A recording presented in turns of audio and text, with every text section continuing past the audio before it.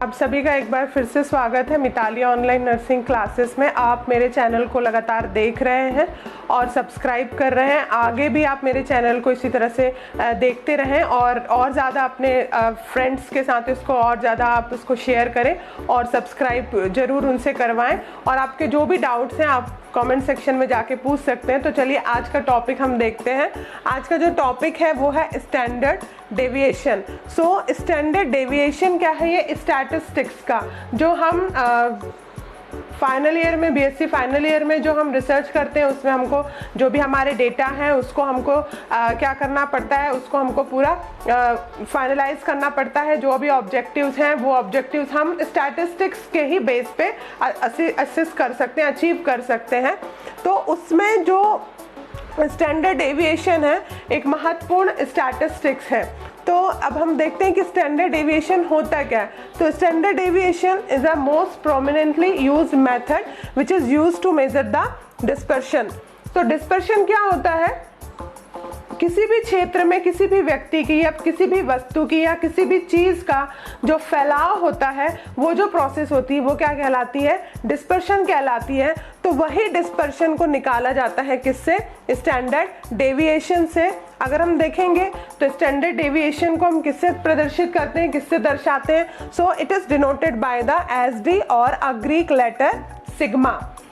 SD से भी हम स्टैंडर्ड डेविएशन को प्रदर्शित कर सकते हैं, शो कर सकते हैं। और एक ग्रीक लेटर है जिसको सिग्मा कहा जाता है, वो ग्रीक लेटर इस तरह से बनता है, ये सिग्मा है। और इस सिग्मा से भी हम स्टैंडर्ड डेविएशन को प्रदर्शित करते हैं। अगर हम परिभाषा देखेंगे कि स्टैंडर्ड डेविएशन है क्या, so standard deviation is the measure of the amount of variation और डिस्पर्शन। मतलब कि जो भी हमारा मीन कैलकुलेशन है, जो भी हमारा औसत मान निकला है, उससे औसत मान से मान के चलिए कि हमारा औसत मान यहाँ पे 23 निकला है और इससे कितना इसके आसपास क्या जो भी आपका आंसर आया है, जो भी एसडी आया है वो इसके करीब आया है या इससे बहुत ज्यादा अधिक आया है, तो ये अमाउंट, इनका जो वेरिएशन है वो चेक करने के लिए हम क्या करते हैं? स्टैंडर्ड डेविएशन करते हैं, जिससे कि हमको मीन वैल्यू से मीन वैल्यू के कितने पास तक हमारा जो एसडी निकला है वो कितने करीब में है या कितने दूर में है। तो हमको मीन वैल्यू से ये पता चल जाता है स्टैंडर्ड डेविएशन से कि हमारा रिजल्ट आया है वो कितना लो स्टैंडर्ड डेविएशन में आया है या हाई स्टैंडर्ड डेविएशन में आया है। अब हम देखते हैं लो स्टैंडर्ड डेविएशन क्या होता है और हाई स्टैंडर्ड डेविएशन क्या होता है। तो जो भी हमारा मीन है, मतलब जो हमारा टोटल, जो हमारा स्कोर, हमारा मीन वैल्यू, औसत मान निकला है, अगर हमारा स्टैंडर्ड डेविएशन उसके जो भी हमारा एक्सपेक्टेड वैल्यू है उसके नजदीक है तो वो कहलाएगा लो स्टैंडर्ड डेविएशन। और अगर जो हाई स्टैंडर्ड डेविएशन है तो values are spread out over a wide range. मतलब जो भी हमारा मीन वैल्यू निकला हुआ था उससे जो हमारा एसडी निकला अगर बहुत ज्यादा दूर में निकला, जैसे कि हमारा एसडी अगर 23 निकला है और हमारा स्टैंडर्ड जो डेविएशन आ रहा है वो हमारा आ रहा है 60 आ रहा है या 40 आ रहा है या 50 आ रहा है, मतलब ये जो है वो कैसे स्टैंडर्ड डेविएशन कहलाएगा? हाई स्टैंडर्ड डेविएशन कहलाएगा। तो स्टैंडर्ड डेविएशन क्या होता है? ये इसको हम इसके माध्यम से हम जो भी वेरिएशंस है या जो भी डिस्पर्शन है, जो विसरण है, वो हम माप सकते हैं। दूसरी चीज कितने प्रकार के होते हैं? लो स्टैंडर्ड डेविएशन होता है और हाई स्टैंडर्ड डेविएशन होता है। हमारे जो औसत मान है, जो हमारा मीन वैल्यू है उसके नजदीक, अगर उसके पास में अगर हमारा, मान के चलिए ये 23 है, अगर 20 आपका एसडी निकला है, 21 आपका एसडी निकला, 19 आपका एसडी निकला है, तो ये क्या कहलाएगा? आपका लो स्टैंडर्ड डेविएशन कहलाएगा। और अगर आपके मीन वैल्यू से बहुत ज्यादा अगर अमाउंट आपका एसडी का निकला है तो वो आपका हाई स्टैंडर्ड डेविएशन कहलाएगा। अब हम देखते हैं कि स्टैंडर्ड डेविएशन को निकालने का फॉर्मूला या जो सूत्र है वो क्या है। तो अब देखिए स्टैंडर्ड डेविएशन एसडी और सिग्मा, ये दोनों से आप इसको यहाँ पे प्रदर्शित कर सकते हैं। उसके बाद आप देखिए इस तरह से वर्गमूल, उसके अंदर में सम और फिर है आपका x minus X bar whole square upon n।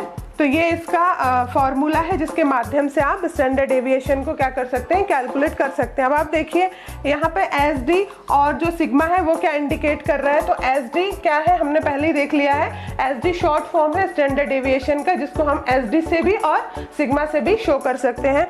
दूसरा है एन, एन का मतलब होता है टोटल नंबर ऑफ डेटा जो आपका सेट है। मान के चलो यहाँ पर आपके पास 5 अलग अलग डेटा है,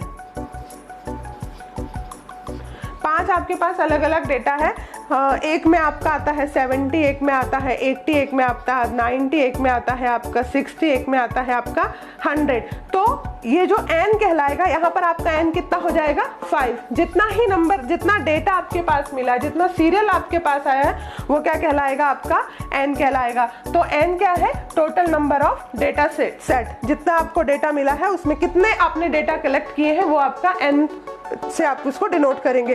अब आप देखेंगे x क्या होता है, each value in the data set. अब x क्या है, मतलब ये जो है ये x है, ये x है, ये x2 है, x3 है, x4 है, x5 है, तो ये जो है ये x वैल्यूज है।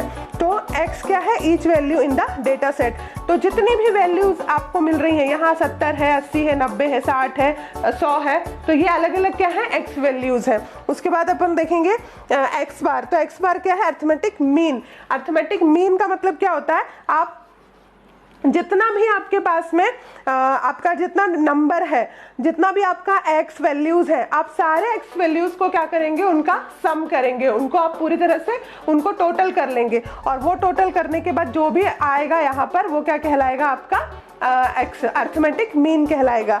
अब यहाँ पे आप देख रहे हैं ये, तो इसका ये जो चिन्ह है ये है सम ऑफ, मतलब टोटल इसका, तो ये कहलाएगा आपका पूरा जो स्टैंडर्ड डेविएशन है उसका फॉर्मूला। तो ये फॉर्मूला के सहायता से हम क्या कर सकते हैं, स्टैंडर्ड डेविएशन को निकाल सकते हैं और अपने जो भी हमारा रिसर्च का स्टैटिस्टिक्स वैल्यूज है हम उसमें इसको अप्लाई कर सकते हैं।